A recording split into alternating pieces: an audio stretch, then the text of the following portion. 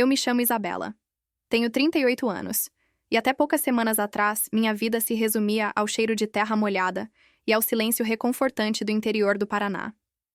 Minha mãe, Eleonora, sempre me disse que eu tinha nascido para o pó, enquanto meu irmão Sérgio havia nascido para o brilho da capital.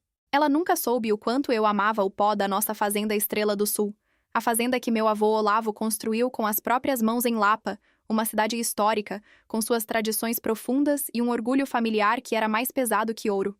Foi lá, entre os casarões coloniais e os campos vastos, que a minha história de subestimação e a vingança mais doce de todas começou a ser escrita. A sala do Dr. Roberto Goulart, em Curitiba, era um templo de madeira escura e silêncio caro. O cheiro de couro envelhecido e cera de móveis me atingiu no dia da leitura do testamento, e eu senti um arrepio. Não era nervosismo, era a certeza de que a peça final de um drama familiar de décadas estava prestes a ser encenada. Ali estávamos, eu, vestindo um blazer simples, mas impecável. Meu irmão Sérgio, com seu terno Armani ostensivo e um sorriso arrogante de quem já sabia a resposta. E minha mãe, Eleonora, sentada à cabeceira da mesa, parecendo uma rainha de luto em seu vestido preto, controlando o ambiente com o olhar. Ela me ignorou por completo, como vinha fazendo desde que meu pai, Antônio, havia falecido 10 anos antes. Olavo, meu avô, sempre foi meu porto seguro. Ele era a alma da fazenda. Enquanto Eleonora e Sérgio desprezavam a vida no campo e a chamavam de passado, eu estava com ele, aprendendo sobre a terra, o manejo do gado e, mais importante, sobre o valor da lealdade. Olavo me ensinou que o maior patrimônio não é o que se acumula, mas o que se protege. Minha mãe nunca entendeu isso. Para ela, a Estrela do Sul era apenas um nome a ser vendido para financiar a vida de luxo na capital. Quando meu avô faleceu, a dor me rasgou, mas a certeza de que ele havia visto a verdade sobre a família me deu uma força fria. Eu sabia que a guerra pela herança viria, mas não sabia o quão sujo o jogo se tornaria. O Dr. Roberto pigarreou, quebrando o silêncio pesado. Estamos aqui para ler as últimas vontades de Olavo de Camargo. A voz dele era grave e pausada, perfeita para o drama que se desenrolava. Ele começou com a descrição dos bens. Os apartamentos luxuosos em Balneário Camboriú para Sérgio, as cotas majoritárias em empresas secundárias para Eleonora. Sérgio sorriu. Minha mãe manteve a expressão impassível, mas eu vi a ganância brilhando em seus olhos. Eu apenas observei, quieta. Meu avô me ensinou que o silêncio é a arma mais potente quando os inimigos esperam o seu grito. Sérgio, impaciente, finalmente perguntou: "E a fazenda, Dr. Goulart, a Estrela do Sul?" O advogado fez uma pausa dramática. Olhou Eleonora nos olhos antes de responder. A fazenda Estrela do Sul, avaliada em mais de 200 milhões de reais, é o objeto central deste testamento. De acordo com a cláusula 7, ela será... E antes que ele pudesse terminar, minha mãe se inclinou sobre a mesa, interrompendo-o com uma voz de aço. "Doutor, antes de prosseguir, permita-me uma parte. Há um erro, tenho certeza. Eu sou a herdeira natural, a matriarca." Ela olhou para mim com um desdém mortal. "Minha filha, Isabela, sempre foi desinteressada nos negócios da família. Ela passava os dias plantando abobrinhas com Olavo. A gestão de um império como a Estrela do Sul exige visão. Visão que eu e Sérgio temos." Foi o primeiro movimento de Eleonora para me apagar. E era exatamente o que eu esperava. Antes que eu revele como minha mãe tentou apagar meu nome, e se você também já sentiu o peso da injustiça familiar, aperte o botão de like e se inscreva no canal. Isso me mostra que não estou sozinha nesta jornada, e é a energia que preciso para te contar toda a verdade sobre a Fazenda Estrela do Sul. Eu mantive meu olhar fixo no Dr. Roberto, respirando fundo, pronta para a avalanche que viria. O show de Eleonora mal havia começado. O advogado prosseguiu, ignorando a interrupção de minha mãe com uma cortesia fria. A cláusula 7, senhora Eleonora, designa a Fazenda Estrela do Sul integralmente para a neta, Isabela de Camargo. A sala ficou em um silêncio sufocante. Sérgio arregalou os olhos. Minha mãe não gritou. Ela fez algo muito pior. Seu rosto se contraiu em uma máscara de fúria controlada, e ela começou a rir, uma risada seca e sem humor. "Isso é um escárnio", ela sibilou. "Um erro, um codicilo revogado, algo que a jardineira deve ter manipulado na senilidade do meu pai." O termo jardineira era sua velha forma de me diminuir, de me encaixar no papel de criança tola que preferia as flores aos balancetes. Eleonora não perdeu tempo. Em um movimento coreografado, ela puxou uma pasta de couro e a atirou sobre a mesa, fazendo o papel tremer. Dr. Goulart, eu não vim despreparada. Eu tenho uma declaração, assinada por meu pai há 3 anos, onde ele manifesta a intenção de reavaliar a sucessão da fazenda após Isabela ter se recusado a se casar com o herdeiro de uma família concorrente, o que arruinaria um futuro acordo de fusão. Olavo estava doente na época, mas sua intenção era clara. A inexperiência e a rebeldia de Isabela a tornaram inadequada para a liderança. Exijo que esta cláusula seja considerada nula e que a fazenda seja transferida para Sérgio, o único com visão empresarial. Era a primeira vez que Eleonora usava publicamente meu pai falecido, Antônio, contra mim, citando um suposto desejo de Olavo de uma união de negócios. Olavo nunca pressionaria um casamento. Essa era a marca cruel de Eleonora, que sempre usou a família como peça de xadrez em seu jogo de ascensão social. Fui forçada a reviver o passado ali. Eu me lembrei de Olavo, dias antes de sua morte, segurando minha mão enquanto caminhávamos pelo campo de café. Ele me disse: "Eles pensam que a terra é feita de dinheiro, minha filha. Mas ela é feita de história. Eles vão tentar tirá-la de você, porque o que você herdou não é apenas a fazenda, é a minha honra." Eu fechei os olhos por um segundo. A recusa ao casamento era verdadeira, mas não por rebeldia. Era porque eu amava outra pessoa, um agrônomo simples de Lapa, que Eleonora considerava um nada. A rejeição de Eleonora foi imediata e violenta, me exilando de sua vida social e cortando qualquer apoio financeiro, forçando-me a viver na fazenda, trabalhando de verdade, enquanto ela vivia de aparências em Curitiba. Mas foi nesse exílio que eu floresci, e foi lá que Olavo me deu o conhecimento que me protegeria.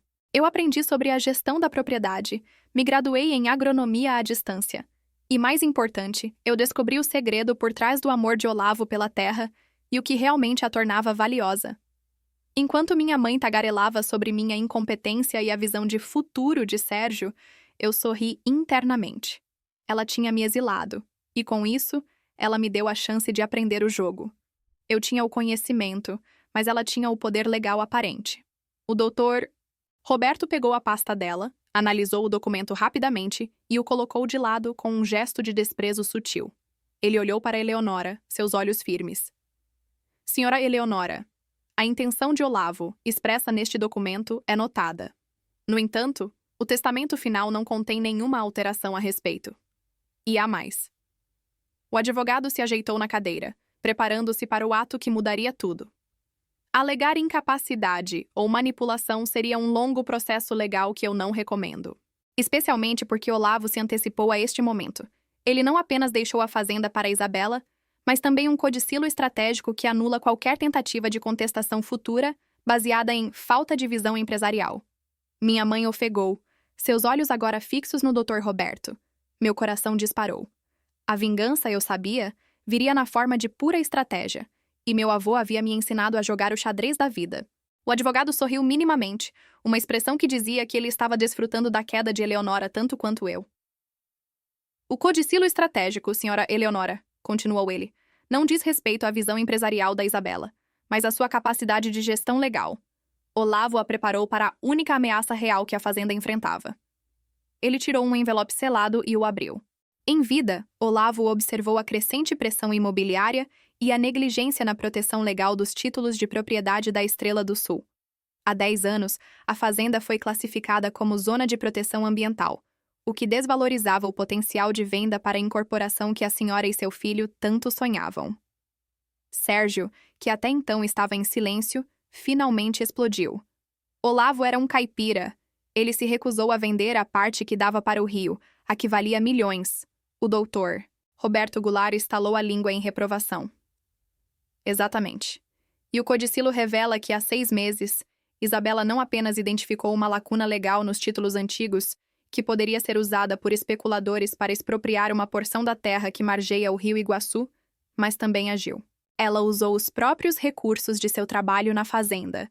Sim, plantando abobrinhas e café, para contratar um escritório de advocacia em Curitiba e, sem alarde, refez e protocolou toda a documentação legal da fazenda, anexando os títulos de posse definitivos e a certificação ambiental que Olavo havia ignorado. Ela salvou a fazenda. O codicilo estabelece que, como pagamento por essa salvaguarda legal realizada em segredo, a posse integral da Estrela do Sul se torna sua, isenta de qualquer contestação futura por Eleonora ou Sérgio.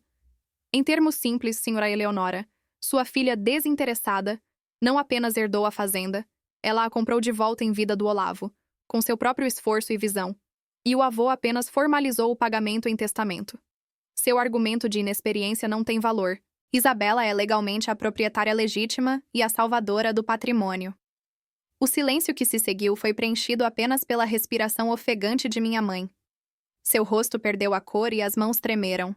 Sua vingança era apenas uma tentativa mesquinha de me humilhar, mas a minha, arquitetada em silêncio com o avô, era cirúrgica. Ela não apenas me tirou da herança da fazenda, mas descobriu que eu havia protegido o império dele da ambição dela. Eu a venci no jogo de Eleonora, o jogo do poder e do dinheiro. Mas a derrota dela ainda não era a minha vitória completa.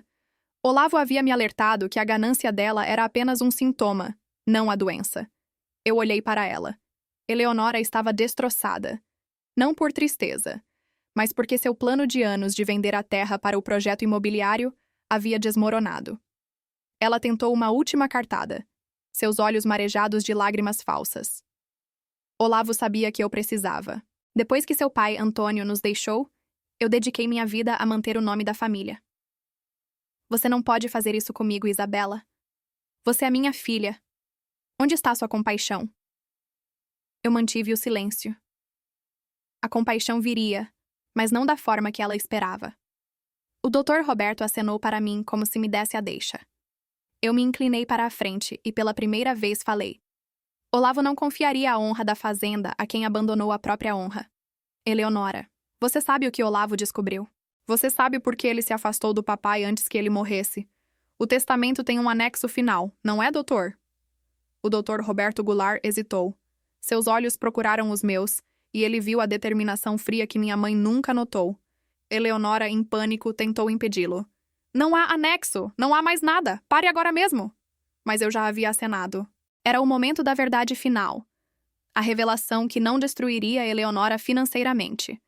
Essa parte já estava feita, mas a forçaria a confrontar a humanidade que ela havia enterrado. O advogado abriu um último envelope, de papel azul, com o selo pessoal do meu avô. Este é um documento de confissão, assinado por Olavo 2 dias antes de seu falecimento. Ele não afeta a distribuição de bens, mas explica as condições emocionais da decisão final, declarou o Dr. Roberto. Ele leu, a voz agora baixa e carregada de tristeza. Minha filha Eleonora me traiu, não por dinheiro, mas por orgulho. Quando meu filho, Antônio, estava doente, Eleonora se recusou a levá-lo ao hospital de Curitiba, a tempo de um tratamento de emergência, por estar ocupada em um evento social que ela considerava essencial para o nome da família. Antônio morreu 3 dias depois na fazenda. Eleonora nunca pediu perdão. Ela enterrou a culpa sob o luxo e a ganância, e eu nunca a perdoei por isso. Esta é a razão pela qual a terra que Antônio amava deve passar para as mãos de Isabela, que amou o pai acima de títulos e eventos. O silêncio agora era sepulcral. Eleonora não chorou. Ela desabou. Seu corpo encolheu-se na cadeira, e Sérgio, pela primeira vez, me olhou com um horror genuíno. A dor da perda do meu pai, que eu havia tentado enterrar, ressurgiu, mas agora tinha uma causa, uma face. A vingança para mim não era o dinheiro, mas a exposição de uma verdade que Olavo e eu carregávamos. A ambição dela custou a vida do meu pai e nos roubou a chance de dizer adeus. A herança de Olavo era a justiça para Antônio. Fechei a pasta. O advogado e Sérgio esperaram. Eu não queria mais nada daquele teatro. Eu tinha tudo. A terra, a verdade e, pela primeira vez em anos, a paz de espírito. Levantei-me, contornei a mesa e parei em frente à minha mãe, que estava com o rosto escondido nas mãos. Meu coração, endurecido pelo ressentimento, sentiu um doloroso abrandamento. Eu tinha o poder de esmagá-la publicamente, de arruinar seu nome na sociedade curitibana, de fazê-la pagar por cada minuto que meu pai passou sofrendo. Mas o amor de Olavo me ensinou algo diferente. Eleonora. Minha voz era um sussurro firme.